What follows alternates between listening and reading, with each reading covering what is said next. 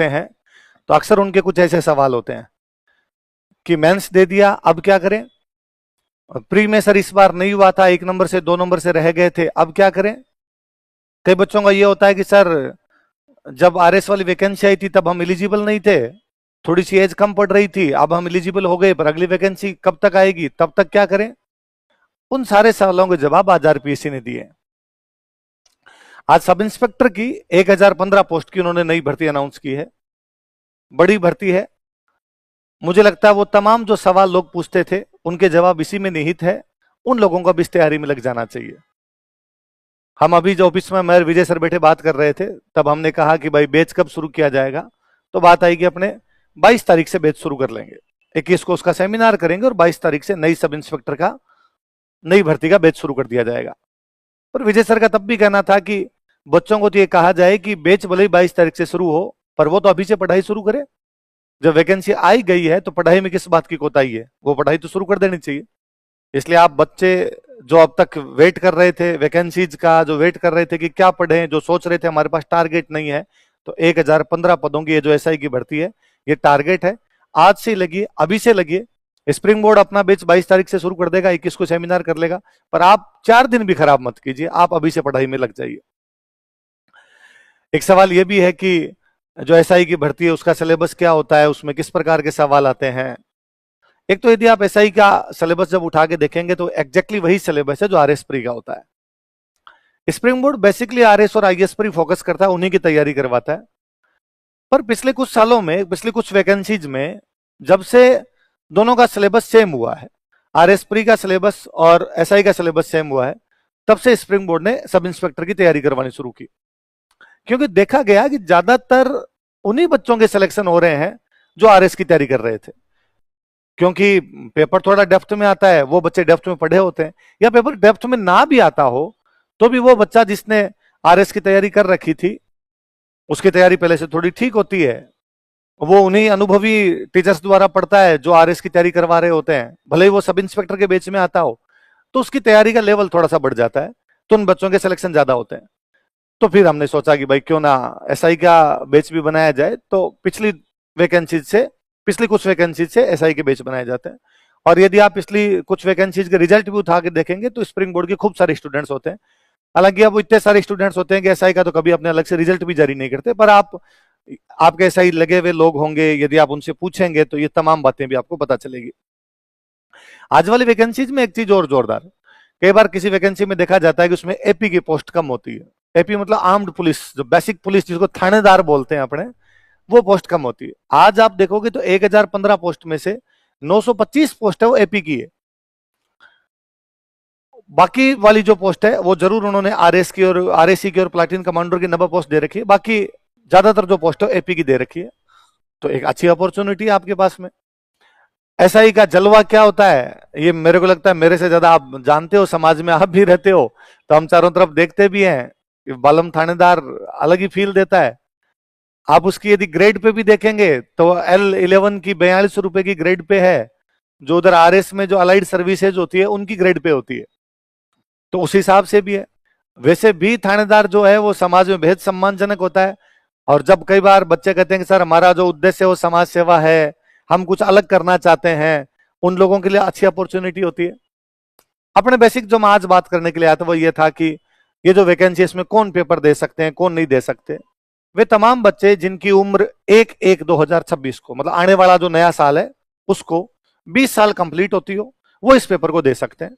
अधिकतम आयु वैसे एसआई की 25 साल होती है, तो अधिकतम आयु उसकी 25 वर्ष है।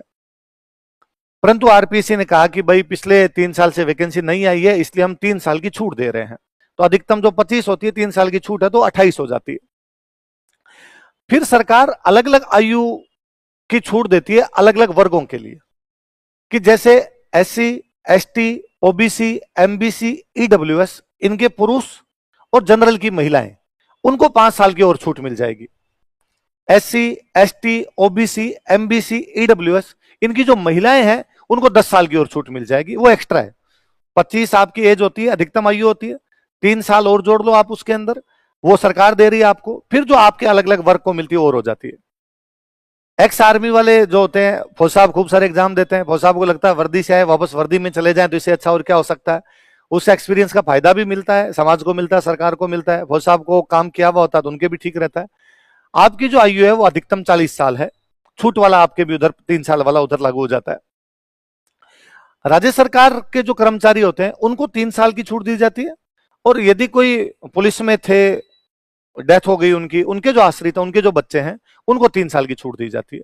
ये बेसिक इसका आयु वाला क्राइटेरिया है। आप यदि उसको पूरे को पढ़ोगे, मेरे पीछे इसमें लगा हुआ भी है, यदि आप उसको पूरे को पढ़ोगे तो आपको और वो चीजें मिल जाएगी कि उसके अंदर क्या क्या दिया हुआ है। पर मोटा मोटा जो मैंने बताया वो ये है। कई बार बच्चे आते हैं कि सर कौन सी क्लास में एग्जाम दे सकते हैं। वे बच्चे जो बीए फाइनल के अंदर पढ़ रहे हो वो इस एग्जाम को दे सकते हैं, जिन्होंने बीए कर ली हो, बीए कंप्लीट हो गई, वो इस एग्जाम को दे सकते हैं। पर फाइनल वालों के लिए आरपीसी ने कहा भाई शर्त है, जिस दिन हम इंटरव्यू शुरू करेंगे, मतलब इंटरव्यू का पहला दिन होगा, तुम्हारा इंटरव्यू का उससे कोई मतलब नहीं है। जिस दिन इंटरव्यू का पहला दिन है उस दिन आपकी बीए के रिजल्ट आ जाना चाहिए, आपके पास डिग्री होनी चाहिए, आपके हो जाना चाहिए, कंप्लीट हो जाना चाहिए बीए, वो इसको दे सकते हैं। कुल मिला के मोटा मोटा जो हम कहते हैं वो ये है कि यदि आप बीए फाइनल के अंदर है या आपकी बीए कंप्लीट हो चुकी है तो इस एग्जाम को दे सकते हैं। अपने क्या करेंगे इसमें मैं ये भी बता दूं कि अपने 22 तारीख को जो बैच शुरू करेंगे, बेसिकली 3 लेवल होते हैं इस पेपर के। पहले रिटन होता है, फिर फिजिकल होता है, फिर इसका इंटरव्यू होता है। अभी हम रिटर्न की जब तैयारी शुरू करते हैं तो रिटर्न में इसमें बेसिकली 2 पेपर आते हैं। एक आता है इसमें जीके का पेपर, एक आता है इसमें हिंदी का पेपर। जीके का जो पेपर होता है वो डिट्टो वही प्री का जो सिलेबस आरएस प्री का होता है वो का वो सिलेबस होता है। बेसिक जो मुख्य 5 सब्जेक्ट होते हैं, हिस्ट्री, पॉलिटी, इकोनॉमी, ज्योग्राफी और साइंस, इन सब का राजस्थान का पोर्शन, करंट और इकोनॉमिक सर्वे।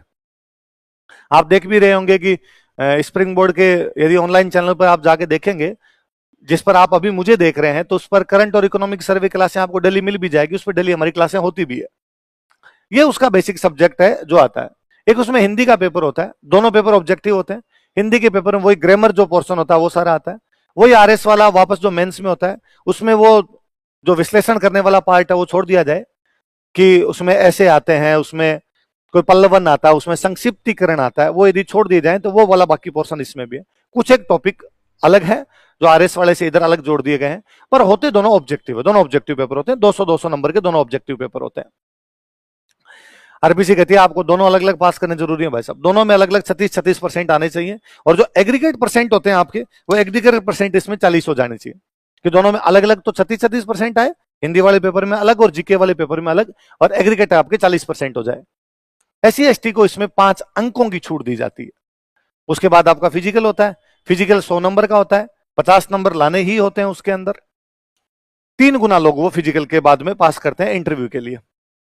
वो जो 3 गुना लोग करते हैं उसके अंदर एससी एसटी अपवाद है, उसमें 3 गुना वाले रूल को फॉलो नहीं करते, बाकी सब जगह रूल फॉलो किया जाता है। इंटरव्यू जो होता है वो आपका 50 नंबर का होता है, उसमें भी इन्होंने कहा कि 36% नंबर लाने जरूरी है आपको इंटरव्यू के अंदर भी, पर उन्होंने कहा कि दोनों मिला के, इंटरव्यू और रिटर्न दोनों मिला के जो है वो एग्रीगेट आपके 45% होने चाहिए। वहां पर भी इस प्रकार की छूट दे दी जाती है कि जो आपके महिलाओं को है उनको छूट दे दी जाएगी, तो वो सेक्शन वाली उसके अंदर भी छूट मिल जाती है कि महिलाओं को इंटरव्यू के अंदर कह दिया गया कि 36 नहीं आप 30% ला सकते हो, एग्रीगेट के अंदर भी 45 नहीं है 40% हो सकते हो, पर महिलाओं में भी कहा गया जनरल महिलाएं नहीं, बाकी वाली महिलाएं। ये इसका क्राइटेरिया। अपने बेसिक तैयारी शुरू की जाए तो अभी तो अपने जीके पढ़ा जाए और हिंदी पढ़ी जाए। अपने जब बैच भी शुरू होगा 22 तारीख को तो दोनों चीजें शुरू करेंगे, उसमें जीके भी शुरू करेंगे, हिंदी भी शुरू करेंगे।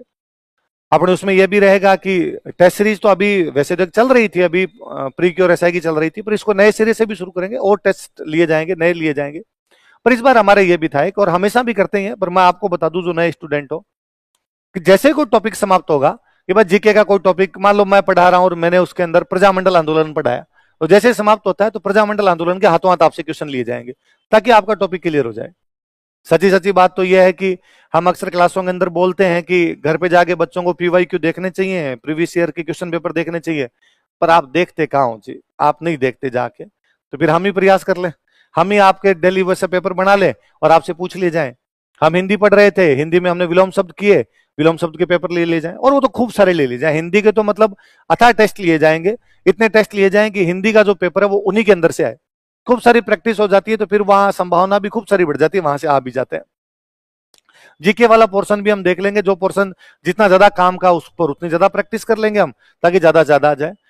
करंट इकोनॉमिक सर्वे के, सब चीजों को मिला के जिसके जिस सेक्शन के जितने क्वेश्चन आते हैं उन पर उतना ही अपने पूरा ध्यान दे लेंगे उन पे। पहले इस रिटर्न में अच्छे नंबर लाए जाए। फिजिकली आप फिट होने चाहिए, वो उस बात का ध्यान रख लें कि आप फिजिकली फिट हो, आपके हाइट वगैरह जो भी आप देख लें वो पूरी होनी चाहिए, वही बच्चे तैयारी में लगे। कई बार ऐसा हो कि हम यदि फिजिकल में एलिजिबल नहीं है तो फिर इधर ना देखें हम। ये भी एक देखा गया कि खूब सारे चर्चा भी चलती है, हम भी देखते हैं कि आजकल जैसे फर्स्ट ग्रेड वाले अभी एग्जाम हुए थे कि आरपीएससी जो है वो अपना पेपर का स्टैंडर्ड बढ़ाती जा रही है। वास्तव में दोनों चीज है, देखो आरपीएससी ने थोड़ा स्टैंडर्ड भी बढ़ाया है और कुछ है ना बच्चे उनको ज्यादा सीरियसली ले जाते हैं उनको। आप यदि फर्स्ट ग्रेड वाले पेपर्स देखोगे, मैं तो टाइम नहीं मिल रहा था, बाकी एक दिन मैं सब ऑनलाइन करवाने वाला था उन पेपर्स को, आप उनको देखोगे तो आपको लगता है कि यार उन्होंने ऑप्शन जरूर बड़े बड़े भारी भारी बना दिए हैं, पर फिर भी चीजें निकलती है। जो चीजें आपकी पढ़ी हुई है वो चीजें यदि आपको उतनी आती है जितनी आपने पढ़ रखी है, फिर भी उनके सबके आंसर हो जाते हैं। पर अब हम प्रयास करेंगे कि चूंकि यहां अपने टेस्ट सीरीज के अंदर लेते हैं तो थोड़ा सा अलग प्रकार के क्वेश्चन बनाते हैं। अब अपने उन्हीं प्रकार के क्वेश्चन बना लिए जाए, उसी प्रकार के क्वेश्चन बना लिए जाए जैसा कि आरपीसी पूछती है, ताकि आपकी तैयारी जो है उस तैयारी का लेवल थोड़ा सा और बढ़ जाए, तैयारी का लेवल अच्छा हो जाए। हम जिस एग्जाम को देने के लिए जा रहे हैं तो वो उसी रूप में आए जिस रूप के अंदर आरपीसी पूछती है, तो वो भी इस बार आपको तैयार करके रखेंगे। हालांकि आरपीसी ने लिखा है कि अभी तक हमने सिलेबस डिसाइड नहीं किया, पुराने वाला माना जाए, चेंज होगा तो हम अपडेट कर देंगे, पर मुख्यतः यही रहता है, कोई 2-4 टॉपिक ऊपर नीचे होते हैं। इसलिए कोई बच्चा इस चक्कर के अंदर पढ़ाई ना खराब करे कि सिलेबस आएगा तब मैं पढ़ना शुरू करूंगा, वो आज ही पढ़ना शुरू कर दे। सर आज ही क्या पढ़ूं, और नहीं तो अपने विलोम शब्द याद कर ले, और नहीं तो पर्यायवाची याद कर ले, और नहीं तो कोई पुराने पेपर उठा के और पुराने पेपर के कोई टॉपिक जो तेरा पढ़ा उसके क्वेश्चन कर ले, कि मैं तो हिमालय के पुराने क्वेश्चन कर लूंगा कि भारत के भौतिक प्रदेश में क्या क्या क्वेश्चन पूछे हैं, फिजिकल डिवीजन में क्या क्या क्वेश्चन पूछे हैं, वो क्वेश्चन कर लूंगा। ये कर सकते हो आप। स्प्रिंग बोर्ड में एक फायदा यह भी रहता है कि चूंकि सारे स्टूडेंट इधर ही होते हैं राजस्थान के, इसलिए जब आप टेस्ट देते हैं तो उनके अंदर आपको यह पता चलता है मैं स्टैंड कहां करता हूं। सारे अच्छे बच्चे यहीं पर होते हैं, ज्यादातर बच्चे यहीं पर होते हैं, तो एक बड़ी जब वो मेरिट बनती है, उस मेरिट में आपको पता चलता है कि मेरा जिन लोगों से कंपटीशन है उन लोगों के बीच में मैं कहां पर हूं। आप जो क्लास में उनके साथ बैठते हैं, टेस्ट में उनके साथ बैठते हैं, किसी बच्चे के नंबर ज्यादा आए, आप जान सकते हैं उसके क्यों आए क्यों नहीं आए, उन लोगों के साथ में आपका सर्किल रहता है। आप टीचर से पूछ सकते हैं कि भाई ऐसा क्या अलग है जो मेरे में नहीं हो पा रहा है, मैं क्या कर सकता हूं, तो वो थोड़ा ठीक रहता है आपके, तो वो भी आपको फायदा होगा। अपने ये भी सोच रहे थे कि इस बार हिंदी वाला जो ग्रामर वाला पोर्शन, जो याद करने वाला पोर्शन होता है, उसको शुरुआत से ही लिया जाए और उसको खूब सारा याद किया जाए। वरना बेसिकली कई बार ये होता है कि हम शुरू में हिंदी के ऐसे टॉपिक पढ़ते हैं जिनमें थोड़ी समझने वाली बातें होती है, जैसे संधि है, समास है, उपसर्ग है, प्रत्यय है, वो हम टॉपिक लेते हैं। और फिर जो याद करने वाला थोड़ा पोर्शन होता है कि विलोम शब्द होते हैं, पर्यायवाची होते हैं, शब्द युग्म होते हैं, वो टॉपिक अपने कहते हैं बाद में कर लेंगे। इस बार पहले दिन से ये करवाए हम कि जब हम संधि सर्वनाम पढ़ रहे हो तभी साथ के अंदर वो भी ले लिए जाए, ताकि उनकी खूब अच्छी तैयारी हो। क्योंकि पेपर बहुत ज्यादा उस हिंदी वाले पे डिपेंड करता है, क्योंकि पूरा एक ही सब्जेक्ट है जो 200 नंबर का है, बाकी वाला भी उतना इंपॉर्टेंट है। मैं ये कतई नहीं कहता कि आप जीके नहीं पढ़ोगे सिलेक्ट हो जाओगे, जीके भी पढ़ना पड़ेगा।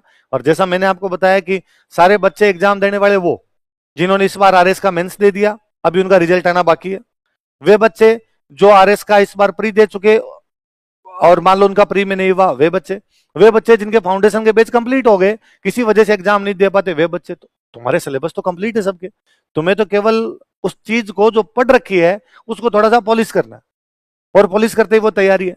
नए बच्चे जो हैं वो अपनी तैयारी को अभी से लगे और अच्छे से करें, इन लोगों के बराबर है ना उसके लिए करना पड़ेगा।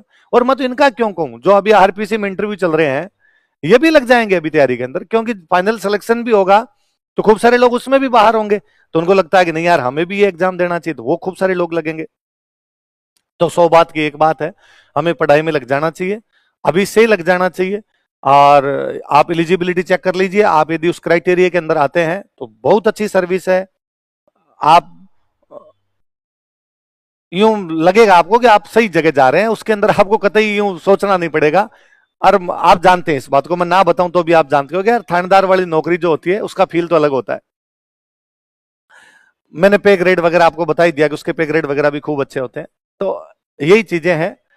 मैं आप लोगों के क्वेश्चन भी देखना चाहूंगा कि आप लोगों के क्या क्या क्वेश्चन है, कि आपको क्या लगता है कि और क्या क्या यदि आप सवाल मेरे से पूछ सको। पर फिर भी आप तैयारी शुरू करें तो तैयारी को इस तरीके से करें कि वो उस एसआई लेवल की तैयारी हो। कई बार क्या होता है हम शुरू कर लेते हैं, बहुत ही सस्ती चीजें पढ़ना शुरू कर लेते हैं, फिर उस लेवल के मैच नहीं कर पाती। कई बार हम कि ठीक है एसआई की तैयारी करनी है, पर वो मैंने बता दिया कि आपका कंपटीशन तमाम उन लोगों से जो आरएस का एग्जाम दे रहे होते हैं, आपका तमाम उन लोगों से जिन्होंने आरएस का इंटरव्यू, आरएस का मेंस, आरएस के प्री दे रखे होते हैं, जिन लोगों के आरएस की पूरी पूरी कोचिंग हो रखी होती है। इसलिए आप जब भी ऐसा कोई डिसीजन लें उसको सोच समझ के लें कि उसके अंदर हम उन लोगों के बराबर है या नहीं। यदि उन लोगों के बराबर है तो हमें क्या करना चाहिए, उसके लिए यदि हमें डेली प्रीवियस ईयर के क्वेश्चन पेपर निकालने तो वो निकालने हैं, उसके लिए यदि हमें जो नोट्स हमारे जो है उनको ढंग से पढ़ना है वापस तो वो पढ़ा जाए, उसके लिए हमें टेस्ट सीरीज ज्वाइन करनी है, टेस्ट सीरीज ज्वाइन की जाए। अभी अपने नोट्स अपडेट करके भी निकाल देंगे एसआई के लिए भी। तो यदि किसी बच्चे के पास पुराने नोट्स होते हैं कई बार, तो अपडेट नोट्स ले ले, तो अपडेट नोट्स भी आ जाएंगे, तो हम अपडेट नोट्स भी ले लें। समय के साथ में खुद में बदलाव बेहद आवश्यक है। आरपीसी ने यदि अपना ट्रेंड चेंज किया तो हमें भी उसी प्रकार से ट्रेंड चेंज करने पड़ेंगे। आप रोम में रहते हो तो वैसे ही रहना पड़ता है जैसे रोमनवासी रहते हैं। तो उन चीजों का भी तमाम का ध्यान रखें। आप इन चीजों का भी ध्यान रखें कि आप जहां टेस्ट दे रहे हैं, जहां पर आप तैयारी कर रहे हैं, वहां पर आपके जैसे लोग हैं कि नहीं है। हो सकता है आप कहीं ऐसे लोगों के बीच में बैठे हो जिनकी तैयारी का ऐसा स्त्री नहीं है, आप उनके बीच में एग्जाम दे रहे हो और फिर आपको लगता है कि अरे यार मेरे नंबर अच्छे आ रहे हैं, पर नहीं, जिन लोगों के साथ में आप दे रहे हो उन लोगों का ऐसा लेवल ही नहीं था, तो वहां पर नंबर आना स्वाभाविक सी बात है। कंपटीशन जब बढ़ गया है तो कंपटीशन के अंदर हम एक्स्ट्रा और क्या क्या कर सकते हैं कि सब्जेक्ट को किसी को अच्छा कैसे कर सकते हैं, जो पुरानी चीजें पढ़ी हुई है उनके अंदर नई चीजें क्या अपडेट कर सकते हैं, करंट में क्या कर सकते हैं, इकोनॉमिक सर्वे के अंदर क्या कर सकते हैं, वे सारी चीजें भी ध्यान रखनी जरूरी है। तो जो बच्चे पढ़े हुए हैं, जिन बच्चों के बैच कंप्लीट हो रखे हैं, जिन बच्चों के इंटरव्यू वगैरह दिए हुए हैं, मेंस दिए हुए हैं, प्री दिया था इस बार नहीं हो पाया था किसी वजह से, या एज कम होने की वजह से प्री नहीं दे पाए थे, तुम तो पूरे तैयार हो, तुम तो आज ही उन नोट्स को उठाओ और वापस लग जाओ बिना इधर सोचे समझे। अक्सर बच्चे इसलिए नहीं पढ़ते कि सामने टारगेट नहीं है, ये पढ़ा लो सामने टारगेट। और आरपीसी का जिस प्रकार का ट्रेंड चल रहा है, ये एग्जाम टाइम पे और करवा लेंगे तो एग्जाम भी टाइम पे हो जाएगा, इसलिए ध्यान ही रखें इस चीज का। अभी 10 अगस्त से ये आपके लिए फॉर्म ओपन कर देंगे और 8 सितंबर तक फॉर्म है, तो अभी ये प्रक्रिया चलेगी और उसके बाद जल्दी एग्जाम भी ले लेंगे।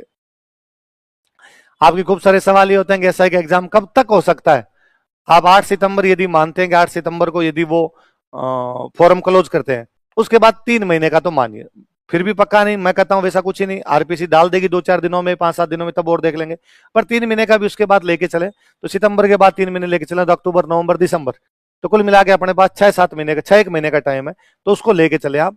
पर आप समय ना गंवाएं, यदि वो पहले भी ले ले, हो सकता है बाद में भी ले ले, पर अपने अभी से तैयारी शुरू रखें, अपने उसको अभी पढ़ाई शुरू कर दें अपने। आप कई लिख रहे हैं कि मेरी डेट ऑफ बर्थ है, मैंने पुनः बता दिया, यदि आप 1/1/2026 को 25 साल के हो जाते हो तो आप एग्जाम दे सकते हो। फिर मैंने छूट वाला आपको बता दिया, 3 साल की सरकार ने अपनी तरफ से दे दी, फिर अलग अलग सेक्शन के अलग अलग छूट, उनको और देख ले, उस हिसाब से कर ले आप।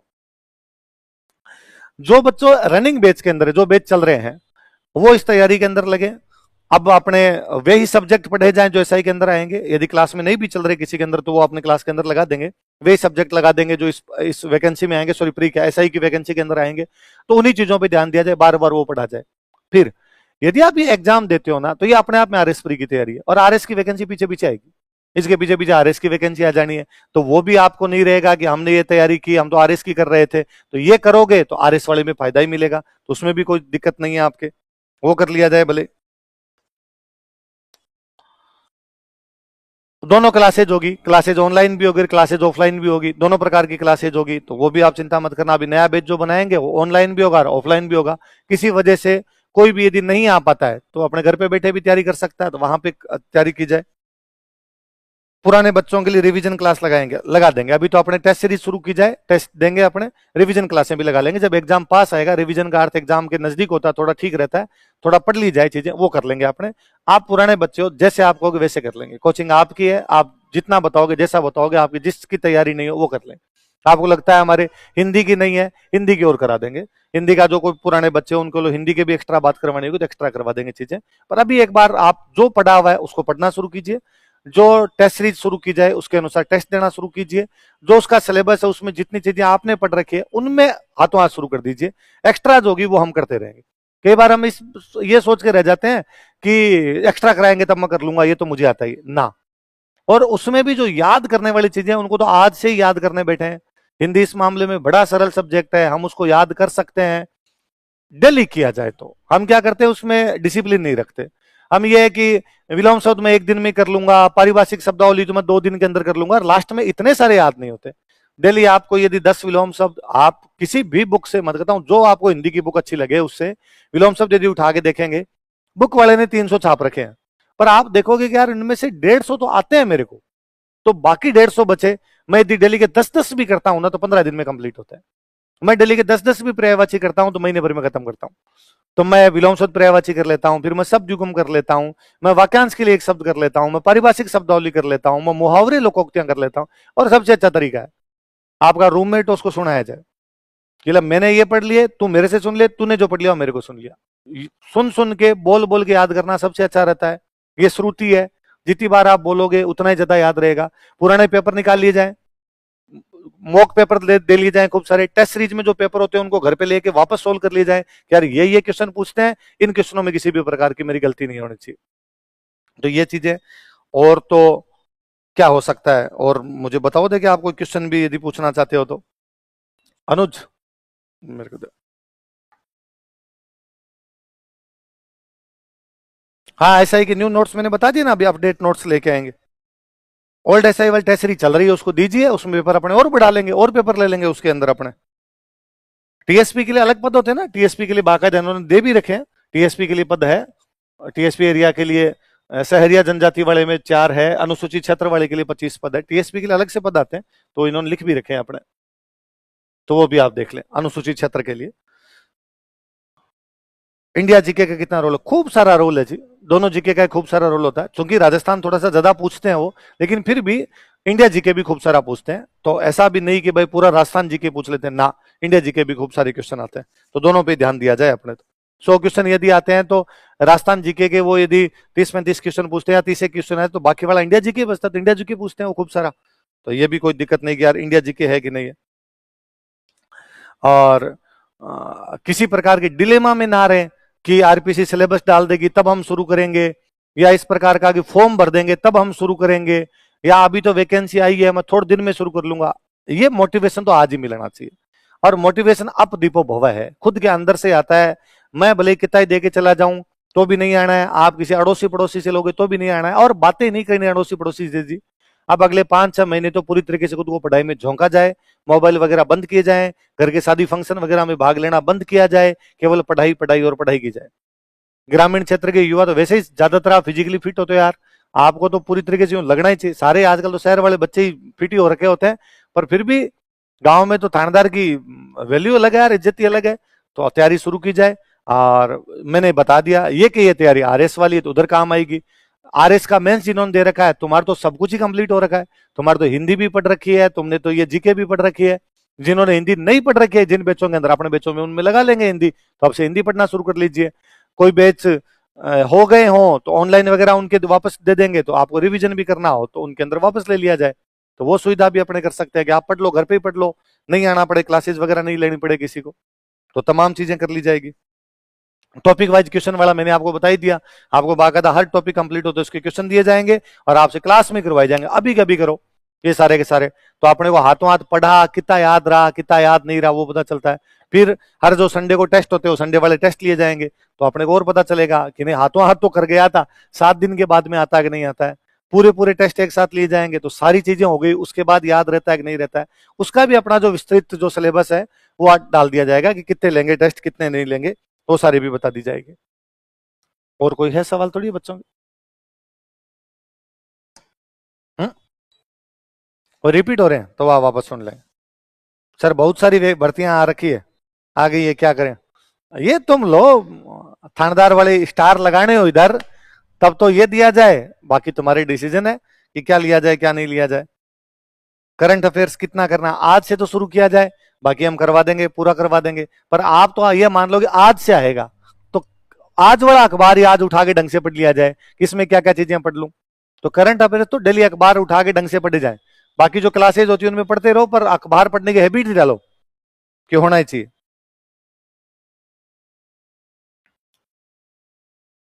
फीस वगैरह क्या रहेगी ऑनलाइन ऑफलाइन?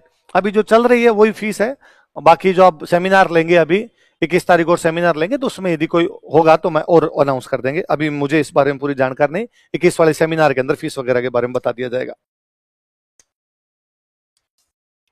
बाकी क्वेश्चन क्या है बच्चों के रिपीट होने लगे? कोई सेम सेम सवाल पूछ रहे हैं? कि वही है कि कुल मिला के जी पढ़ाई शुरू कर लो आज से ही। लक्ष्य विहीन पढ़ाई होती नहीं, ये लो सामने लक्ष्य पढ़ा, कितने दिनों में होगा, बहुत जल्दी हो जाएगा। क्या क्या होगा इसके अंदर, वो सब चीजें हमारे पास में पड़ी है। अलग से कोई पढ़ना, कुछ ही नहीं पढ़ना, वो की वो अपनी तैयारी, वो की वो करना। अलग से हो तो अपने बेच नहीं बने, अपने बाकी वैकेंसी की बेच ही नहीं बनाते, क्योंकि उनका सिलेबस अलग होता है, अपना सिलेबस अलग होता है। ये वाला सेम सिलेबस होता है, अच्छी नौकरी होती है तो अपने सबको भी देनी होती है, सारे बच्चे दे भी रहे होते हैं, तो क्यों ना फिर उस जगह पे ही दें कि भाई देने वाले सारे बच्चे जब आरएस वाले ही हैं, देने वाले सारे बच्चे जब वो आरएस फाउंडेशन बेच वाले वही होते हैं, जिन्होंने आरएस प्री मेंस दे रखे होते हैं वो के वो होते हैं, तो फिर अपना कंपटीशन तो वही है, तो क्यों ना वहां बैठ के दिया जाए। खूब सारे लोगों में बैठ के देते हो तो उससे फायदा वो होता है जो मैंने बता दिया कि आपकी मेरिट का पता चलता है।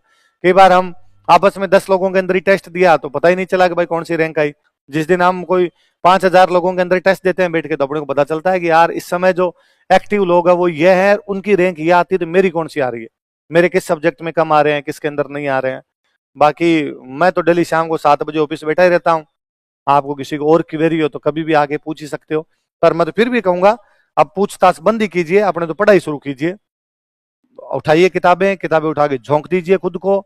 आप यूं मान लीजिए कि अब हम नौकरी लेके रहेंगे, साल भर के अंदर हमें नौकरी मिल ही जानी चाहिए, थानेदार जैसी नौकरी मिल जानी चाहिए। तो आप अच्छे से पढ़ोगे तो ये नौकरी भी मिलेगी, इसका फायदा आरएस वाली भर्ती के अंदर भी मिल जाएगा, वो वैकेंसी भी आ जाएगी, तो अपने को ये नहीं होगा कि लो हमारे पास तैयारी नहीं है, अचानक वैकेंसी आ गई।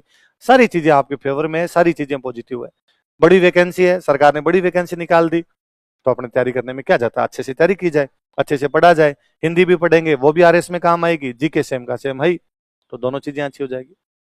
तो ये बातें, ये ध्रुव सिंह, और कोई बात थोड़ी। और मैंने ये कट ऑफ वगैरह वाला आपको बता ही दिया, कितना कितना क्या क्या है, तैयारी वाला मैं बता ही रहा हूँ वापस।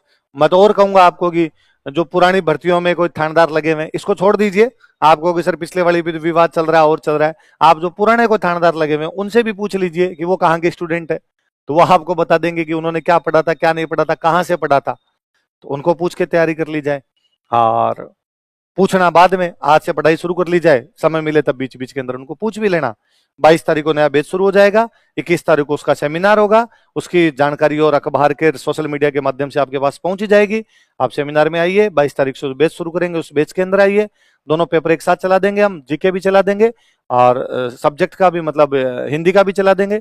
दोनों के पेपर लेने शुरू कर देंगे अपने साथ साथ में, 2-3 दिन में जैसे कोर्स होने लगेगा तब से डेली पेपर लेने लग जाएंगे, डेली आपकी खूब सारी प्रैक्टिस करवा ली जाएगी। मेरा तो इस पर प्लान ये भी है कि डेली जो पढ़ाया तो लास्ट में 15 मिनट भले पेपर ना लिया जाए, पर बोर्ड के ऊपर वो जो टॉपिक पढ़ा उससे संबंधित क्या क्या क्वेश्चन आ रखे हैं, ये जो आपको आजकल आप कहते हो साहब आरपीसी ये फलाना ऐसे पूछ लेती है, ढिंगड़ा ऐसे पूछ लेती है, वो सारे के सारे अपने कर लेंगे, और उनसे बनते हुए क्वेश्चन और हो सकते हैं वो और कर लेंगे। मैंने तो अभी अभी टेस्ट सीरीज वालों को कहा था कि भाई रे आज से लग जाओ, टेस्ट सीरीज जो अपने पेपर वगैरह बनाते हैं, और जितने पेपर बना के दे सकते हो उतने पेपर बना के दो, ताकि बच्चों को ये लगे कि जितने प्रकार के क्वेश्चन हो सकते हैं वो सारे के सारे क्वेश्चन हमने कर लिए, जितने प्रकार के क्वेश्चन बन सकते हैं वो सारे के सारे जो अपने पेपर के अंदर आ गए। तो वहां पर यदि पेपर थोड़ा बहुत ऊपर नीचे भी आता है कि पेपर में थोड़ा लेवल भी बढ़ गया, तो अपने बच्चों को डर नहीं लगे, उनको लगे कि ना यार ऐसे क्वेश्चन मेरे दिए हुए थे, वैसा का वैसा यहाँ पर आ गया। ये अपने बाकी टेस्ट सीरीज के अंदर भी देखते हैं कि बाकी चीजों के अंदर होता है, तो यहाँ पर भी वो चीजें देखने को मिल जाएगी आपको। तो आप तैयारी के अंदर लगिए, शुभकामनाएं आपको खूब सारी इन 1015 पदों की थानेदार की। मोबाइल वोबाइल बंद करके पढ़ने में लग जाइए। धन्यवाद।